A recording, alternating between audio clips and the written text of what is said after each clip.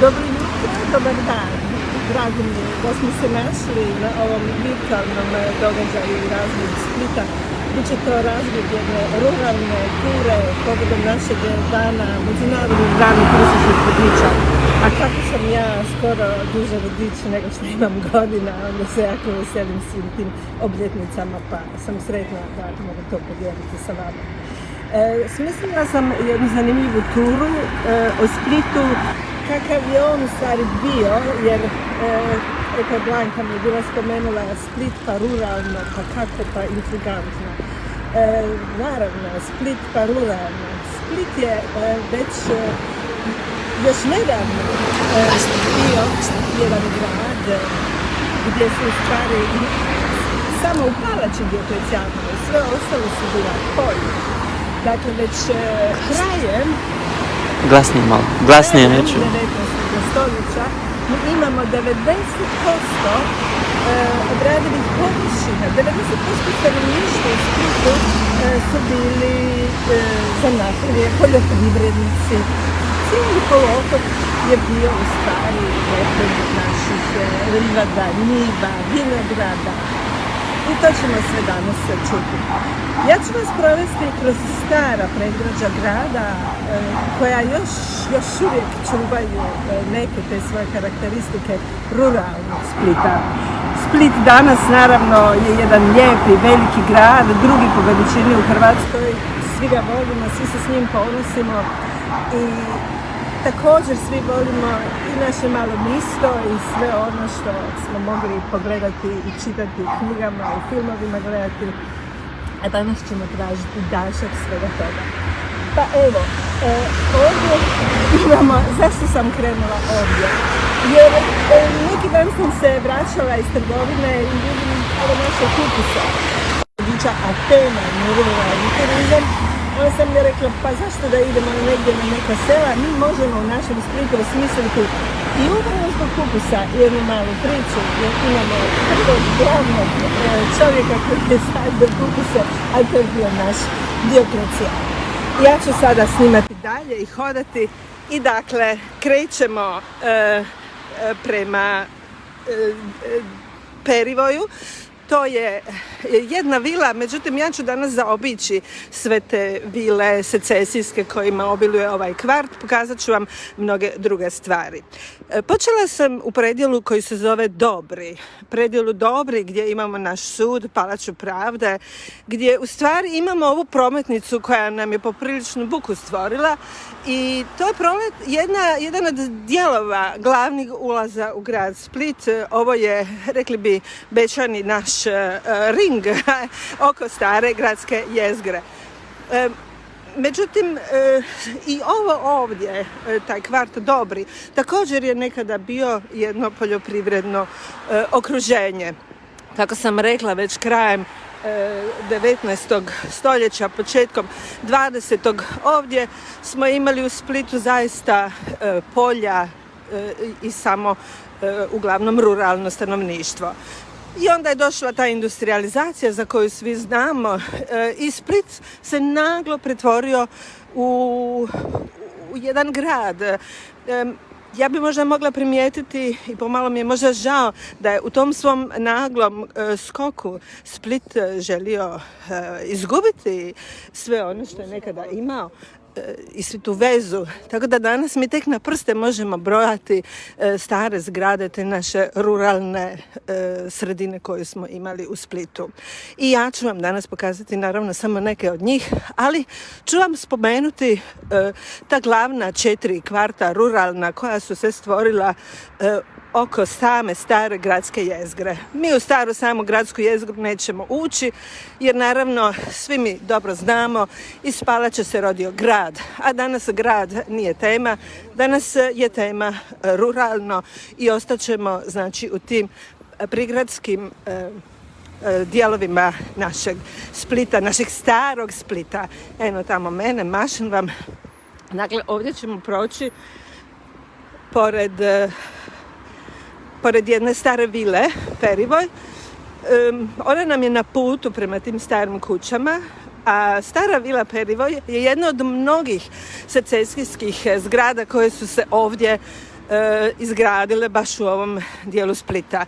Međutim, secesija također nije danas moja tema, tako da ću samo pokazati tu vilu i to s naznakom da je i ova vila bila dugo zapuštena, da je ovaj vrt bio dugo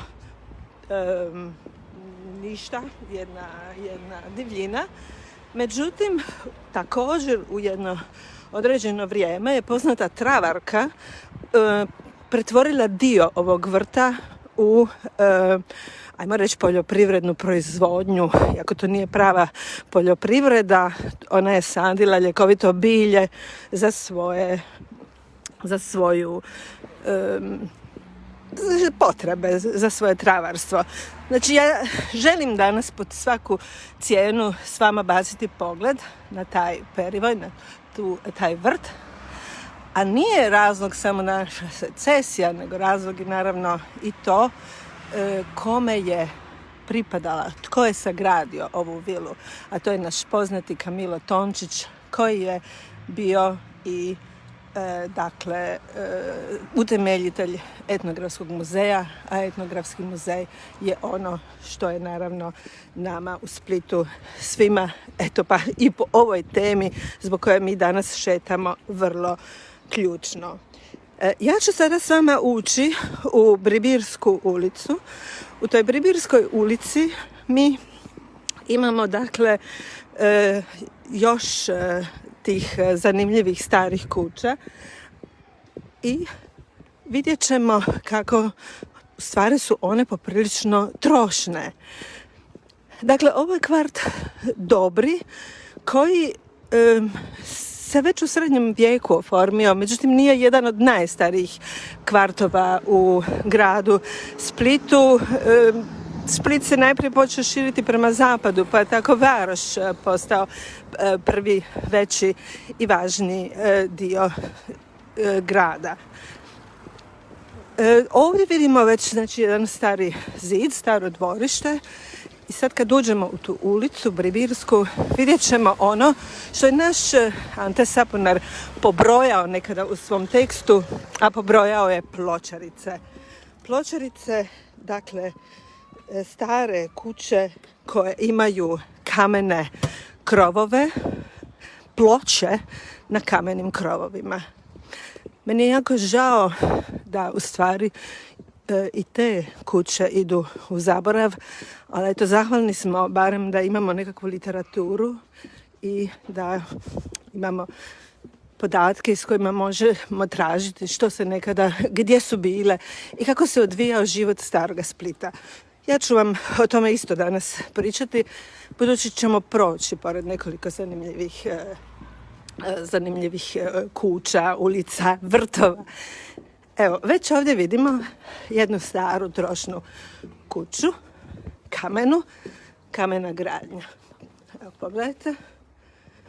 Znači, u našoj Bribirskoj ulici jedna tipična težačka stara kuća koju u stvari nazivamo pločarica. Pločarica upravo zbog ovog ovakvog krova kamenog, kako su se nekada gradile kuće. Ja se sjećam kad sam ja došla u Split,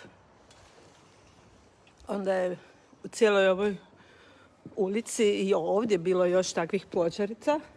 Međutim, danas to možemo biti sretni da smo barem tu jednu malu kućicu još našli. Mi sad idemo prema centru grada.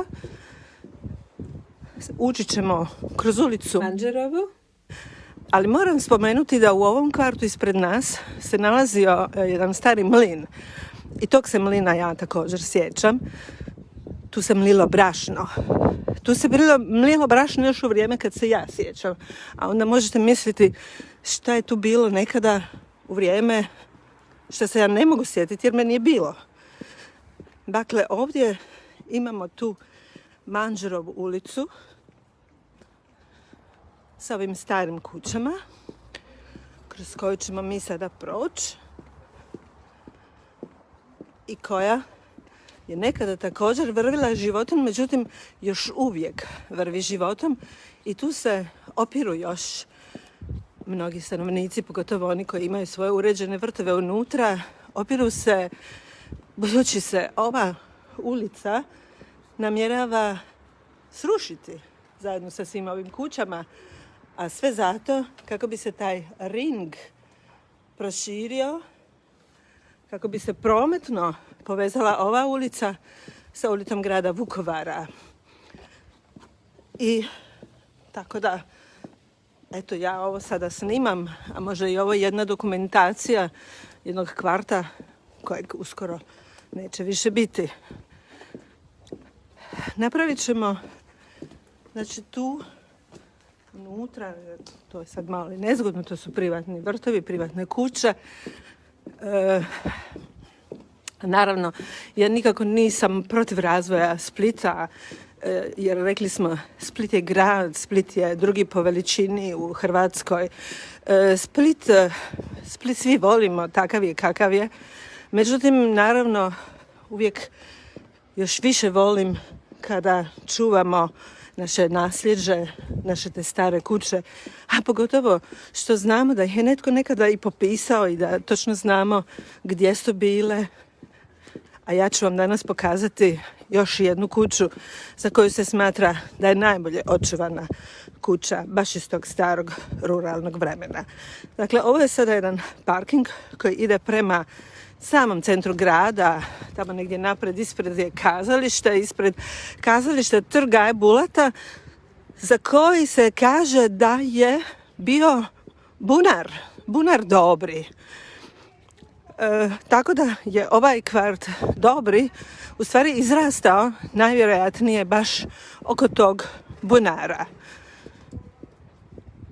Sada ćemo zanemariti ove aute i ući ćemo u jednu malu usku ulicu gdje nas također kriju lijepa iznenađenja. Ja ne znam, vidim ima vas od svuku da što me pratite, ne znam koliko poznajete Split. Mnogi koji dođu na rivu, u Palaču. Ovo što ja vama danas pokazujem, to je u stvari nešto gdje tek, evo ovako, dobro, nadam se. Dakle, mi ćemo sada proći ovuda. Možda se htjela priključiti mojoj šetnji, ali ona je Spličanka pa će točno znati gdje sam i može me naći. Dakle, naša šetnja me dalje vodi ovim starim ulicama i proći ćemo kroz lijepe male vrtove koji i danas postoje. Tu evo još možemo vidjeti tragove renoviranih starih kuća i u stvari ovdje imamo čak dosta apartmana. Dakle, to sam htjela prije reći, neko je zvonio telefon. Kada nam turisti danas dođu oni itekako u stare kvartove, pogotovo Varoš, budući su danas tamo uglavnom apartmani, smještajne jedinice. Međutim, evo i ovdje imamo hotel Marul, tako da i tu mogu, naravno, turisti se svugdje vrtiti, šetati, gledati. Sada ćemo zavijugati ovuda da bi došli do još jednog zanatlije koji postoji u Splitu, a to je postolar i toliko sam sretna da ga ima. Postole, cipele, postolar, popravlja i radi cipele. I mi ćemo u stvari, pored njegove radnje, skrenuti u nešto što je tako zanimljivo, staro, u te male stare vrtove. Ovdje nam je Gospe od zdravlja i tu su isto karmeličanke lijevo. Dakle, Split je grad prepun sakralne arhitekture, ali rekli smo danas mi tražimo našu malu ruralnu arhitekturu i učit ćemo ovdje u ovu staru ulicu. Jedna lijepa, mala stara ulica koja krije još dvorišta koja imaju onaj stari šarm.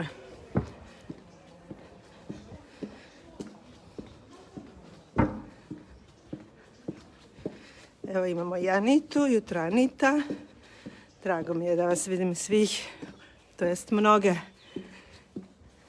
Sunčan je dan, pa eto, ja se šetam za vas, a vi ste na kauču, uživajte.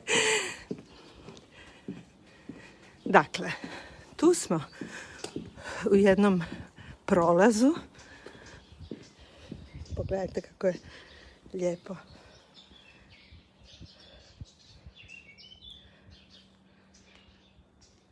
I ptice se čuju. Usred Splita.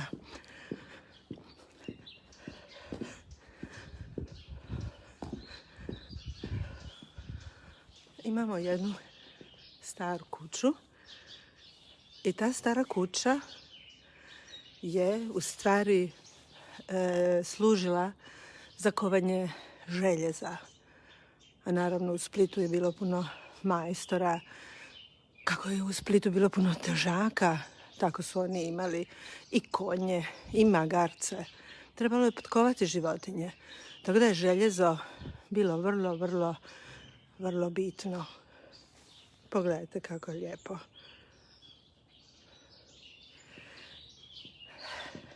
Moram malo šutiti da čujete ptice.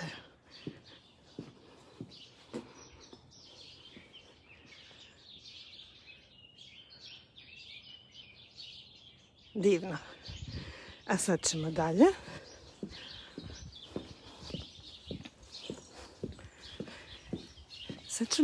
Proći ćemo pored jedne pizzerije i ako tražimo poveznicu između ruralnog nekad i danas, onda su u stvari te neke stare konobe i pizzerije upravo poveznica. I tu je jedna, međutim ima jedna moja omiljena koju volim i u koju idem iz ranih mladih dana i to ću vam pokazati danas također u svojoj šetnji. Sada smo izašli u dio grada blizu pješačke zone u koju mi nećemo sad još ući. Ja u stvari danas tek na kraju ću ući u pješačku zonu, ali u samu palaču, kako sam već rekla, ne, jer iz palače je nastao grad, a danas nam je tema ruralno. Palača Dioklecijanova, osim što je naš famozni Dioklecijan sadio kupuse, nema veze sa ruralnim. To je naš grad, srednjovjekovni, i s njim se ponosimo. Ispred nas vidimo jedan od bedema sagrađenih kao obrana grada Splita. Međutim, također su nekada u povijesti kasnije dobili funkciju perivoja. Ja ću sada opet malo uz prometnicu da bih došla do drugog kvarta kojeg vam želim pokazati, a to je Manuš. Manuš, ja se dobro sjećam Manuša, jer ja osobno živim u kvartu Dobri, a išla sam u školu ovdje blizu i tu su bila mnoga djeca iz kvarta Manuš. I sjećam se, jednom sam otišla posjetiti svoju prijateljicu, a i to je bilo kao u bajci, onako mala kućica sa vrtom, zaista predivno. Danas nema baš tu u ovom dijelu Manuša takvih malih kućica. Manuš je u stvari uništen, razdijeljen, ajmo reći, puno prije nego sam ja bila kod te moje prijateljice kada je pruga ušla u Split. kasnije se ta pruga za mediteranske igre ukopala, pa je onda to sve malo pripitomljeno. Međutim, Manuš je ipak razdvojen, Maniške kuće su stradale, ali Manuš je jedan kvart koji se po nekima spominje već u ilirsko vrijeme. Da je tu navodno živjelo pleme po kojima je Manuš dobio ime. Ovdje uz ulicu se niže, tamo napred gore, jedan niz starih kuća, ali mi ćemo tamo na Zebru, uz ovaj naš bedem, gdje ćemo ući upravo među te stare kuće našeg Manuša. Ispred nas je lijepi park i Zagrebačka ulica koju ja nekako jako volim. Iako ona je ljeti problematična, u vrijeme turizma je često zakrčena autima, tako da se teško tu naći zbog buke i svega. Ali ulica kao ulica je meni nekako baš u srcu. I tu je naš ulaz u grad. Tamo ćemo ući. Međutim, moramo biti uzorni građani, pa ćemo do Zebre malo okolo, ali to nam nije teško. I budući da ćemo do Zebre, imat ćemo u stvari priliku pogledati naš grad, našu Dioklecijanovu palaču, a ponavljam, u koju danas nećemo ući, jer iz palače se rodio grad. A sad idemo preko da bi ušli pored te moje omiljene konobe. U Splitu ima jako puno konoba, pogotovo u tom kvartu Varoš kojeg sam spomenula, koji je prvi se počeo širiti, prvi je nekako sve prvi i prvi se modernizirao, prvi je postao turistička zona i tamo ima jako puno konoba. Međutim, ovdje se nalazi konoba koja je moja omiljena konoba i kad meni dođu neki prijatelji iz daleka i želim ih počastiti, imam mužu koji nas sada gleda preko ove video veze i kojeg pozdravljam, mi onda naše prijatelje dovedemo u konobu Jozo i vidite, ta konoba Jozo je tu i ona čuva isto tu staru arhitekturu, a kako ja obožavam starine, onda naravno meni je ova konoba, baš ova konoba, nešto posebno. To je ulaz gdje se dobro jede. Tu vidimo isto jednu pločaricu, staru kamenu kuću, kar.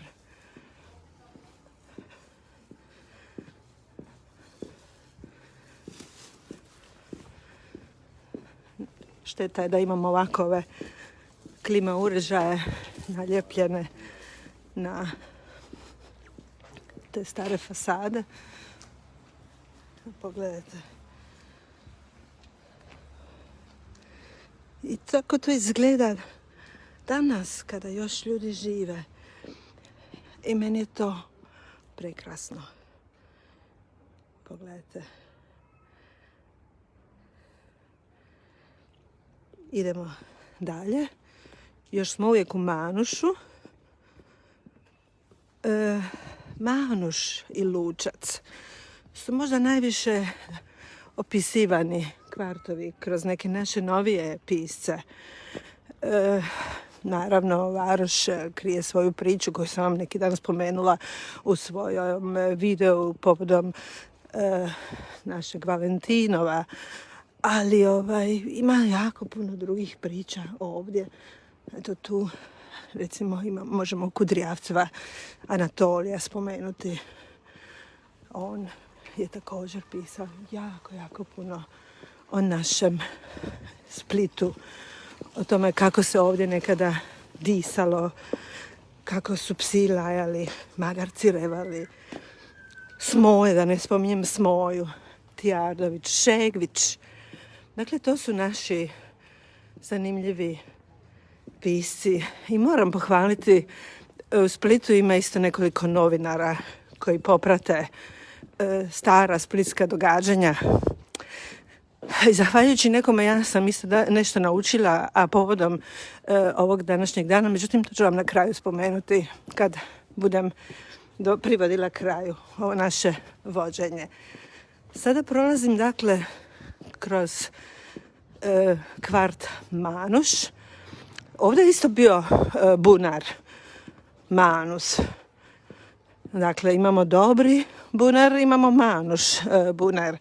I to su dva naselja koja su najvjerojatnije i nastala ili oko ili zbog bunara. Jer ako su ljudi imali polja, onda je naravno da im je uvijek trebala i voda. A polja su bila posvuda.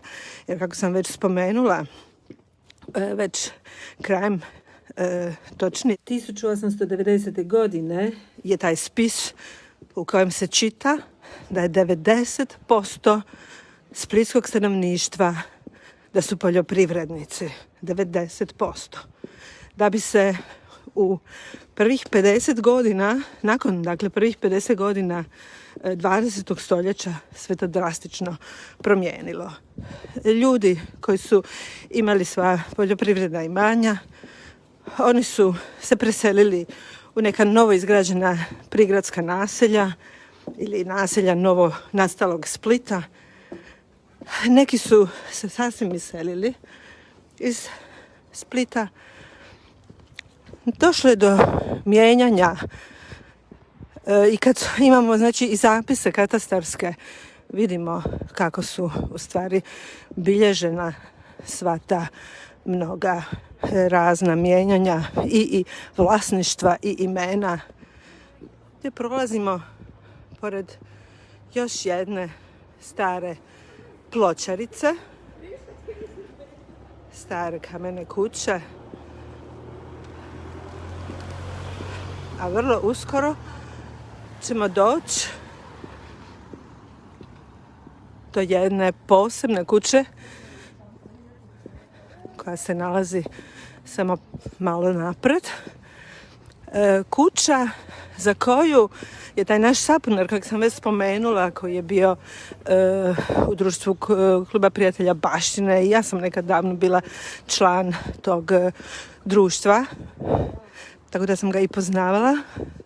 On je u stvari imao jednu vrlo zanimljivu ideju da se kuća koju ću vam sada pokazati u stvari pretvori u nekakvu depadansu etnografskog muzeja.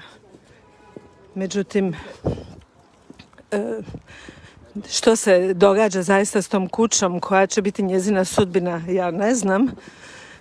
Ali to je ta kuća za koju on u svom spisu tvrdi da je najbolje očuvana kuća, najbolje očuvana pločarica Čulića dvori. Cijeli ovaj kvart se zove Čulića dvori.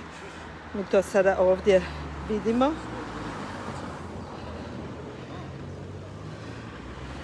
Dakle,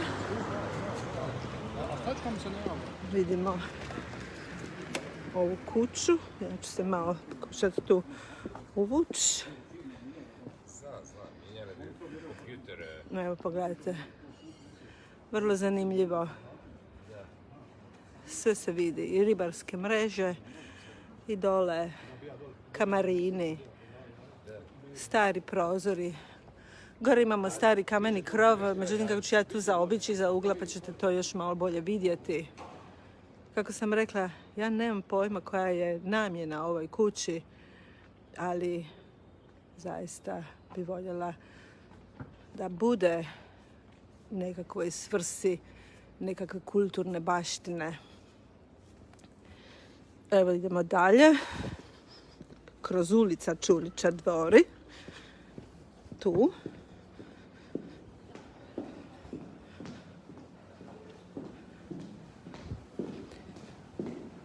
Nadam se da vam nije dosadno sa mnom. Evo, ovdje još možemo bolje vidjeti tu kuću s druge strane. i vidimo gore taj kameni krov. To je dakle pločarica.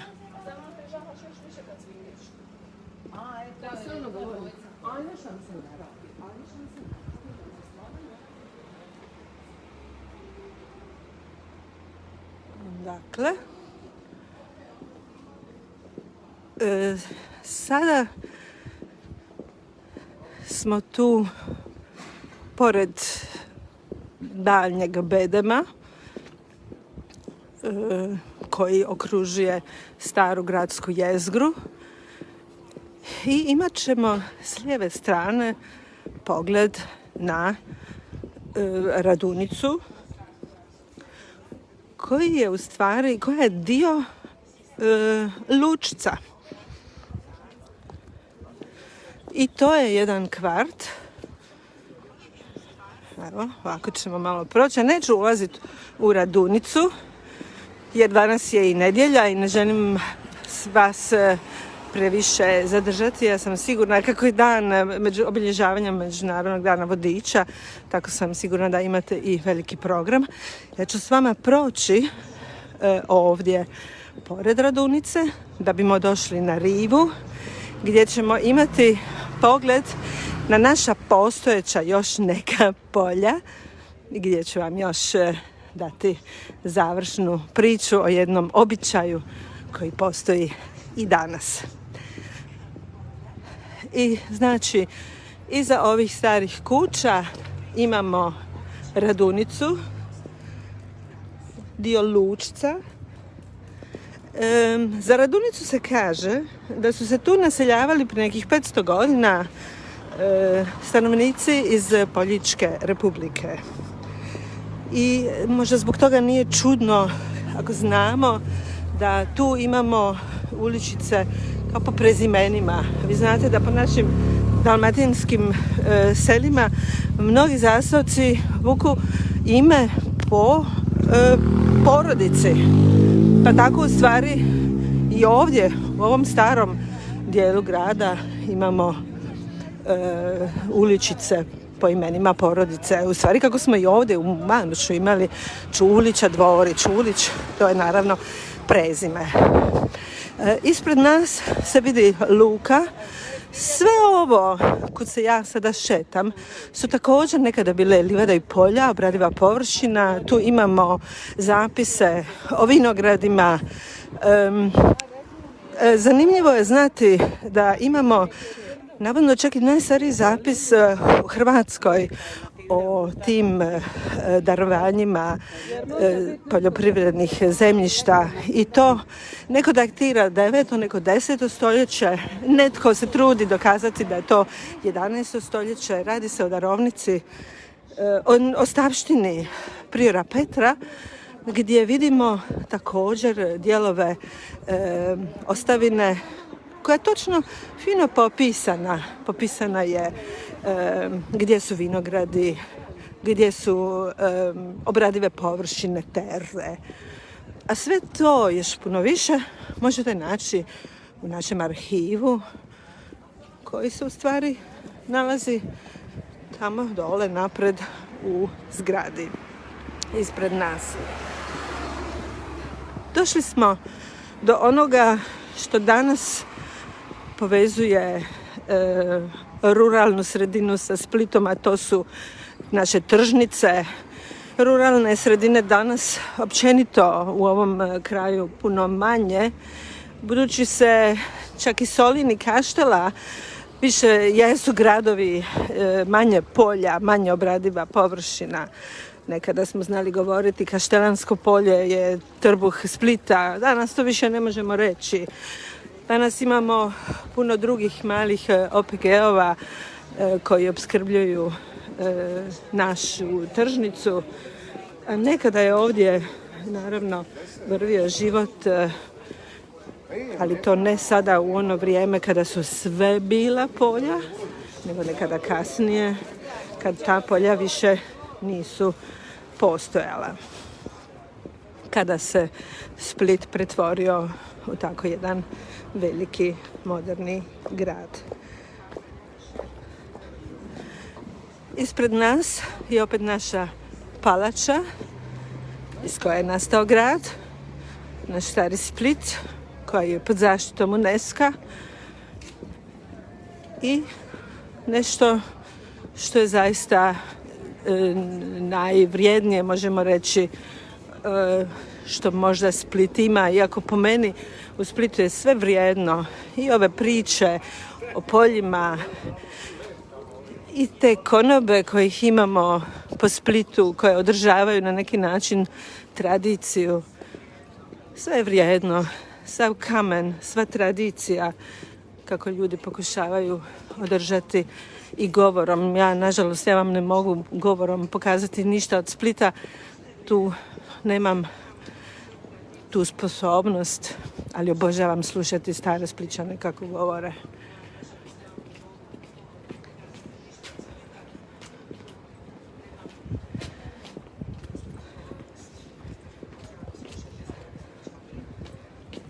Sad ćemo pored naše famozne palače koje mašemo, koje pozdravljamo, naš srednjovjekovni grad, da bi došli znači u luku do kuda ide ta željeznica koja je razdvojila u 19. stoljeću Manuš. Rekli smo da ta željeznica je kasnije ukopana, pa se to skupa malo pripitomilo jer vlak više ne prolazi pored samih kuća. To je luka, znači Split danas je jedan grad kojeg karakterizira više možda ova luka, ova i ona sa sjeverne strane industrijska, nego nešto drugo. A naravno da je to i za očekivati jer luka je velika, Split ima krasan položaj na Jadranu, točno po sredini, tako da je to i za očekivati da se razvio u tako jednu bitnu, veliku pomorsku prometnu vezu.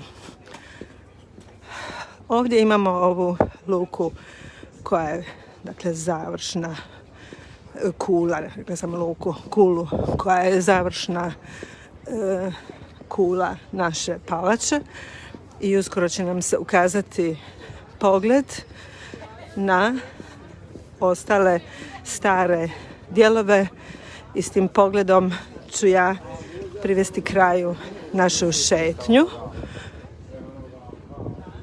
jer ćemo vidjeti upravo mjesta gdje imamo te poveznice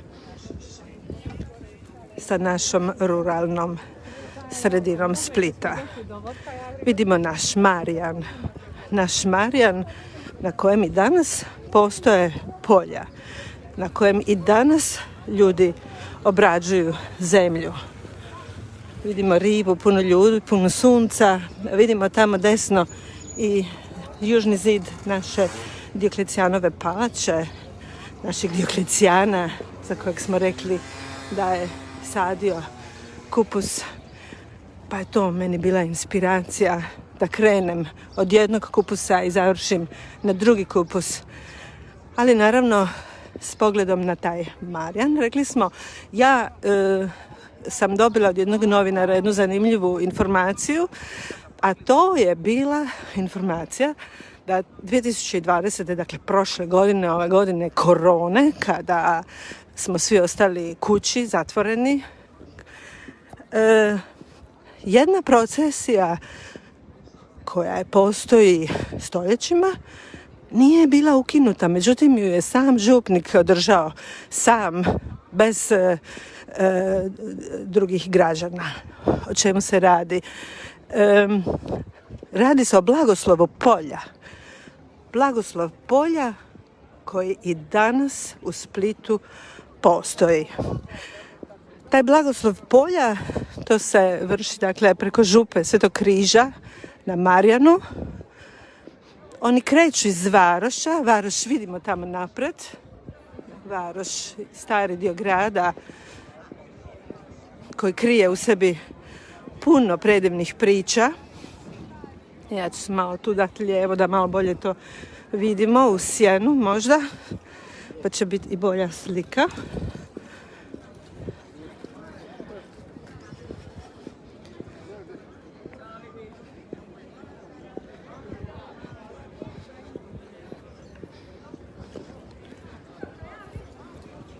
Dakle, evo tu imamo lijepi pogled na naš Marjan, na Varoš, kako sam već prije rekla, na naš južni zid. Dakle, na Marjanu imamo tu procesiju blagoslova polja, rogacijuni, koja prošle godine je također kretala, međutim bez stanovništva. Sam župnik je hodao sa svojim sakramentima i sa relikvijarima i blagoslovio je polja. Prije nekada u tim rogacijunima išao bi župnik s križem, išli bi muškarci, djeca, niže, više svećenstvo, za njima žene. Dakle, da li će to biti ove godine, a to bude na dan Svetog Marka, vidjet ćemo u 4. mjesecu kada dođe. Nadajmo se da hoće, nadajmo se da je ova korona iza nas i da ćemo drugi put kad budemo šetali moći šetati svi zajedno, jedni iza, jedni do drugih, a ne ovako sa mikrofonom, sa telefonom, nego zaista uživo. Ja vam se zahvaljujem svima koji ste bili sa mnom, koji ste pratili. Došli smo do kraja, a budući smo na kraju, evo samo vam želim još i mahnuti, da vas pozdravim. Hvala. Bravo, Darka.